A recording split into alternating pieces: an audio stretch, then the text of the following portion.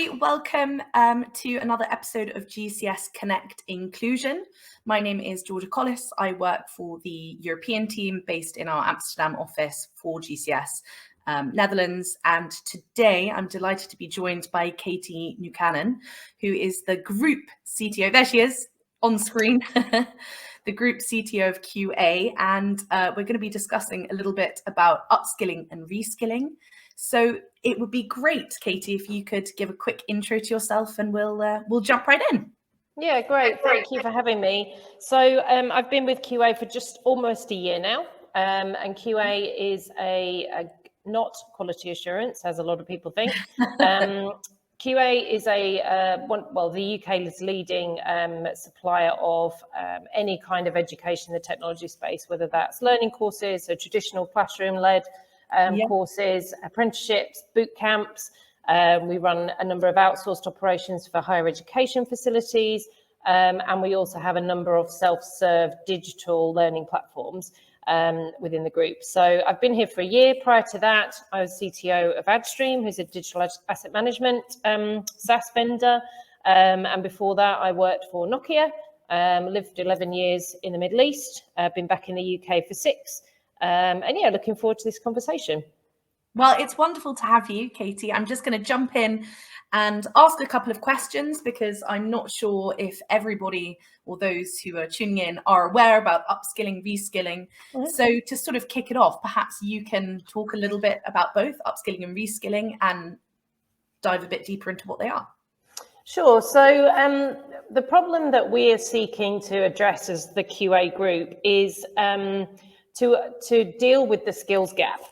So we're obviously hearing lots in the market, lots in the industry about what's happening with the recession and finances and everything else. But regardless really of what's happening in the macroeconomic sort of stage of the world really is, but you know, if we bring it back to the UK, but really globally, there's a huge skills gap. There's a forecast that within the next 3 years, we're going to be short of 5 million people with technology skills. Wow. So people with software engineering, database, DevOps, cloud, data, kind of anything in the technology space, there's a huge shortage of people with the skills to do the amount of work that's going to be required. And I was recently asked about the macroeconomic situation. And, I said, I think we're sort of almost in a fortunate place in that this problem isn't going to go away. As companies and individuals seek to streamline their organizations, make better decisions about what they spend their money on, technology is always going to be at the forefront of those decisions. So it seems likely that this skills gap and this shortage of resources is not going to reduce regardless of what happens in the sort of wider space. So what we see is organizations coming to us and saying, I've got this massive problem. 20 years ago, QA was happily making money from people just coming and signing up to do a Prince2 course or an iTool course or something. Yeah. Whereas now the problem is companies are just saying, how on earth do I find 100 people who have data analytics skills? They're not available in the market. I can't go and hire them. And even if I wanted to spend ridiculous amounts of money on people, they're not skilled, they're not experienced. How do I actually, create these resources and find these resources? So there's a number of ways of doing that. And the way that we sort of resolve that issue in QA is through a blend really of upskilling and reskilling programs. So Reskill has been very successful, for example, in the financial services industry. So where there's been a very large shift of a whole industry. So for example, in high street banks, high street banks have closed a lot of their branches in the last sort of 10 years or so, and it will continue to happen. We've all moved to our app on our phone and a call center and so on. So that's going to continue. But a lot of these employees who work in branches are highly knowledgeable and very valued members of these banking institutions. These people have worked for the business for years. They know the ins and outs of all these account differences and all the different kind of things that you need to know in banking. But there's no need for them to sit in a branch on a high street anymore, opening people's bank accounts or helping people to take cash out of the cash machine. So a number of the financial institutions have been quite brave and have said, how do we offer opportunities to these people who've done that work to reskill into something completely different. And that thing, something we need, and that skill is something in technology. So what we've done with a lot of ex-banking and financial services people is to offer them either boot camp. So a boot camp might be a 12 to 15 week intensive zero to hero course where you literally start from a zero base, nothing, and you spend 12 to 15 weeks, and at the end of it you can write some code and you can create something, or you can do something clever with data. Or it might be an on-the-job apprenticeship. So we might take people who are already in a role, and those people may say, well, I'm in this role now and I'm quite junior in it, and I'm going to learn, obviously, as I do the job, but to accelerate my learning and to accelerate my upskilling, I'm going to do an apprenticeship, and the government funds apprenticeships.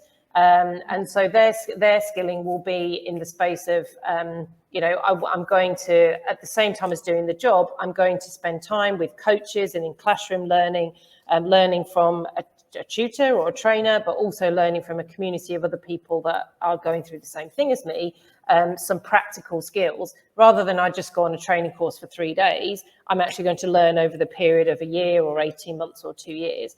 It's now even possible to do a degree apprenticeship, which means you do the job, you upskill at the same time at an accelerated pace, and at the end of it, you actually get a degree, a university accredited degree.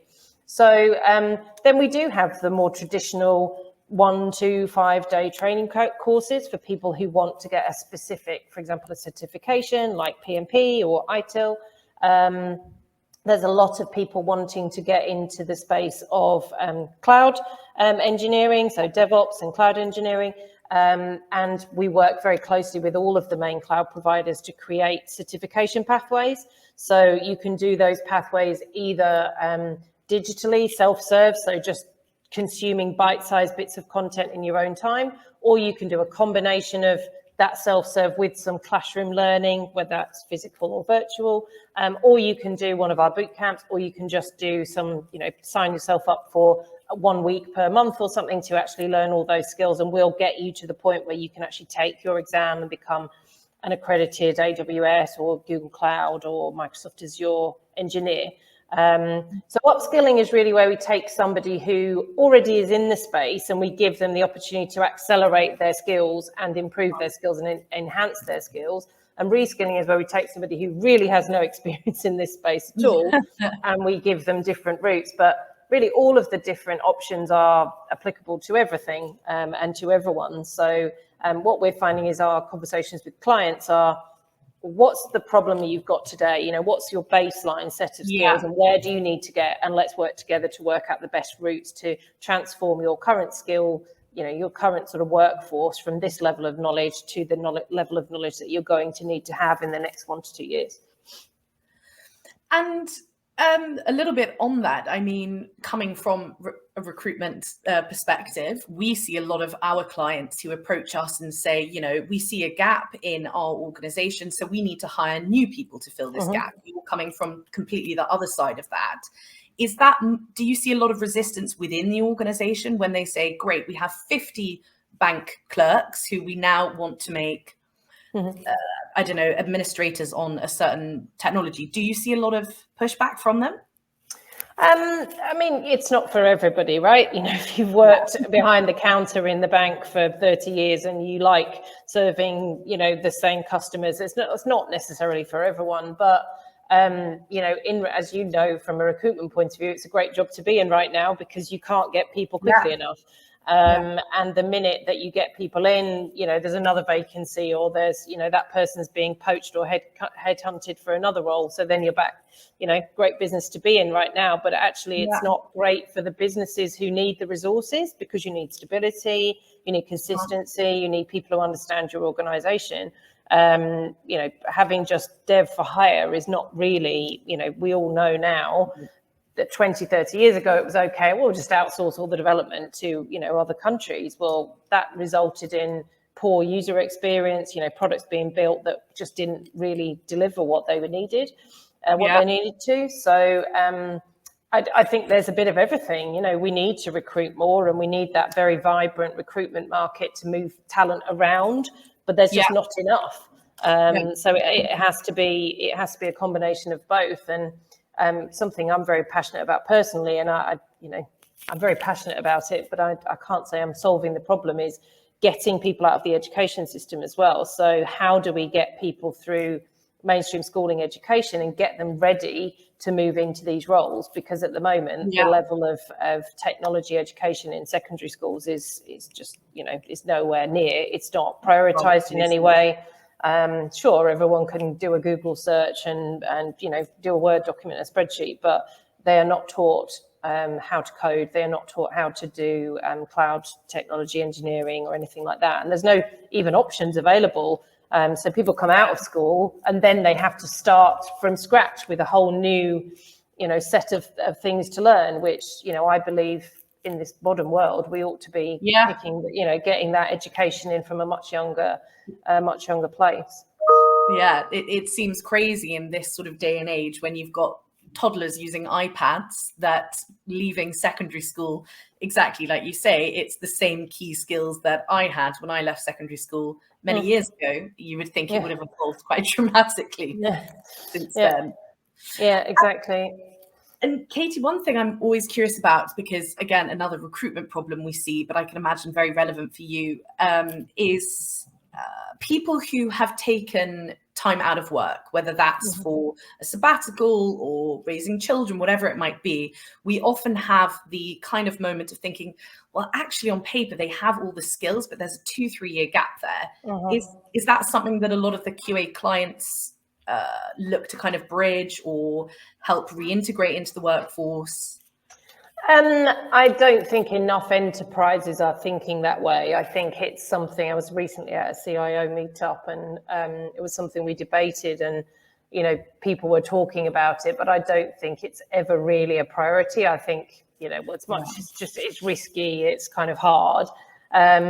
What we are doing is running a number of, in conjunction with some charities and some sort of movements, particularly about women, and women's kind of re-entry into the workplace after however long they may have taken out to have children, is doing some dedicated boot camps for women in that situation. Because what we see quite often, sadly, is women don't put themselves forward to something that they're uncomfortable with.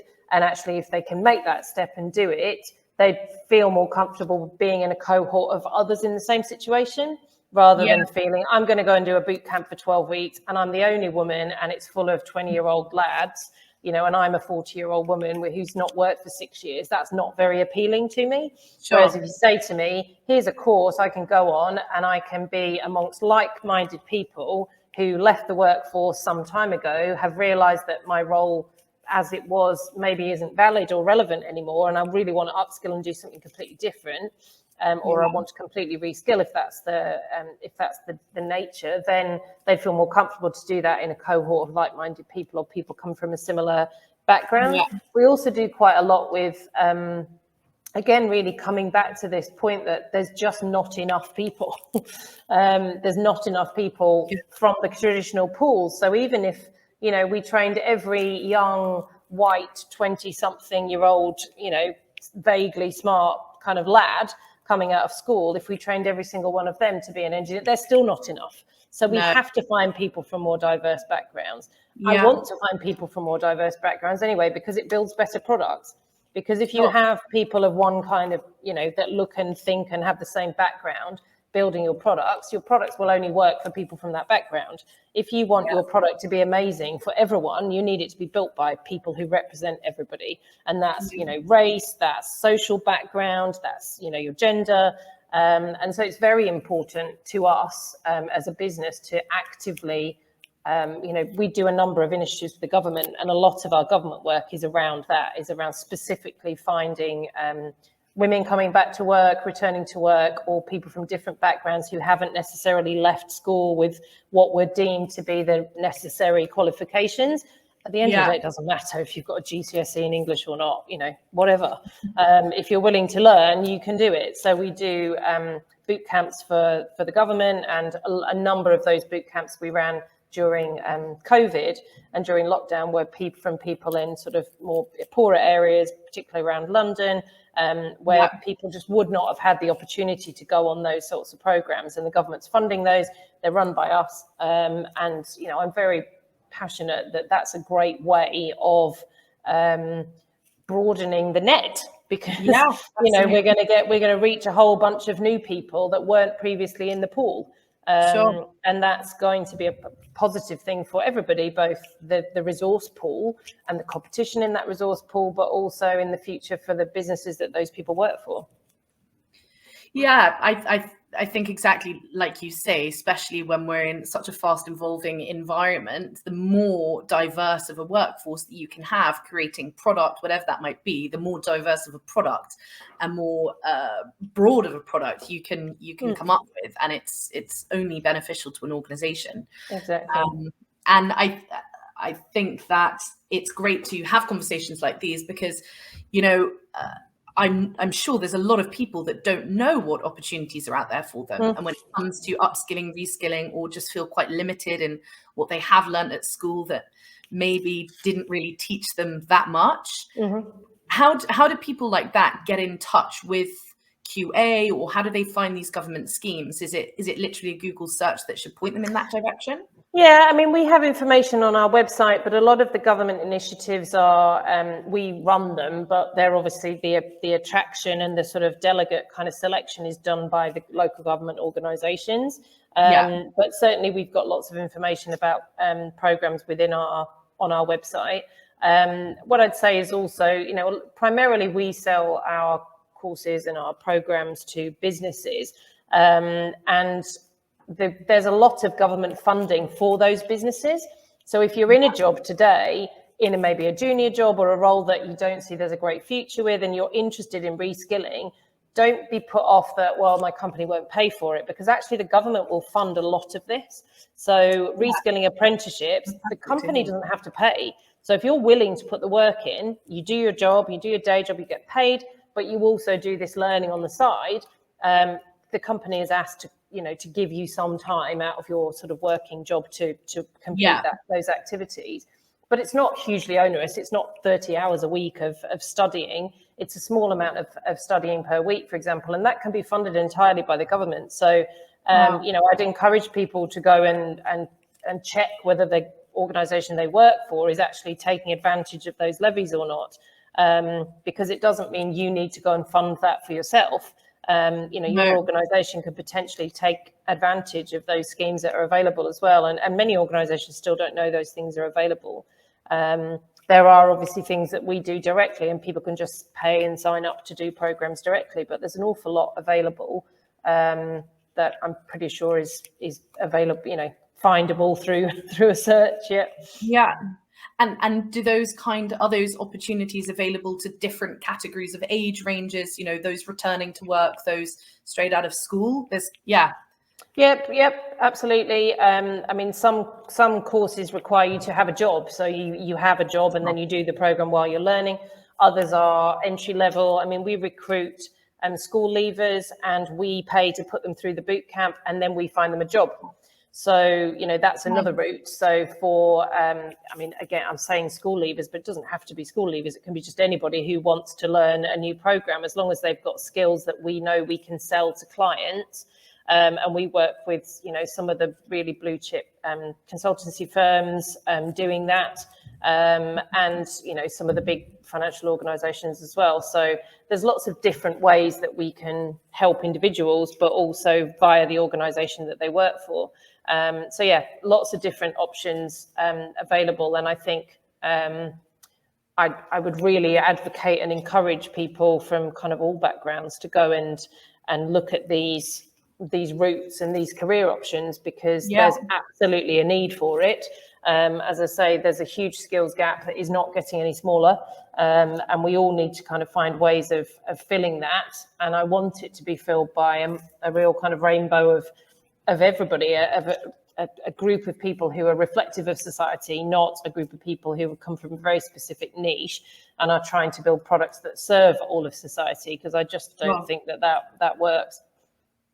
do you think that organizations are starting to see slightly more the benefit of having such a diverse, I mean, diversity and inclusion has become such a more popular and talked about subject now. Do you see I that? think so, yeah. I do. I have optimism there. I think, it's going to take time.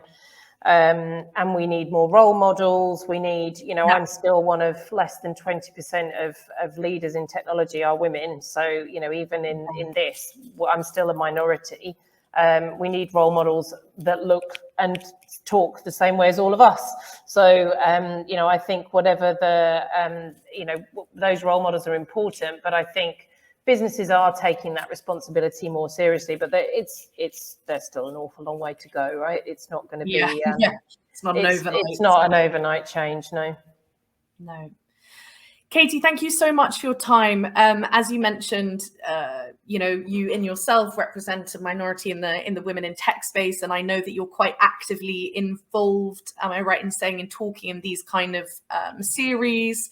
So thank you so much for spending time. Are there any kind of final thoughts or words you wanted to share on this topic? I suppose really just, to say the same, that I would strongly, I always worry that people have this cliched view of what people who work in technology look like and sound like and behave like. If you've watched the It Crowd, or you've watched these sort of very sort of stereotypical kind of sitcoms or whatever about people working in tech, or even, I think it's Q, isn't it, in James Bond? The glasses and the kind of frizzy hair and all that. It's really not like that now. And even if you're not interested in learning to code, there's still lots and lots of roles and careers and job opportunities in the technology space. Like being a business analyst is a fantastic job. It's where I started. It's all about understanding business problems and looking for solutions. Really great. I think women make fantastic BAs because they're good at listening, they're good at asking questions, and they're good at kind of solutioning and coming up with new and sort of more innovative ideas. So I think, I'd just say, don't be put off by those cliches or those stereotypes. I think there's lots of different roles in business analysis, in testing, in product management, project management, that are all, we need more and more people in all of those roles. So I'd really encourage anybody listening to look into it, whatever you're doing today. There's many ways you can take that kind of career change or that skill change and sort of own it and get into the industry, because we certainly need as many people as we can get over the next few years. We certainly do. And I wish from a recruitment side, we could say, no, don't worry, we can find you everyone. Killing business for us here. No, but I mean, it's true. We need to come up with more innovative ways, and reskilling and upskilling is a fantastic option.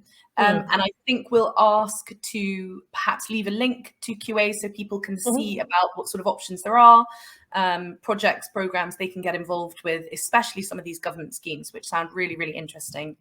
But thank you so much once again, Katie, for taking the time out of your day. It's been really lovely to chat. And I hope that people enjoyed viewing the GCS Connect Inclusion series. There will be someone back soon with another hot topic. So thank you very much for joining, everyone, and have a lovely day. Thank you, Georgia.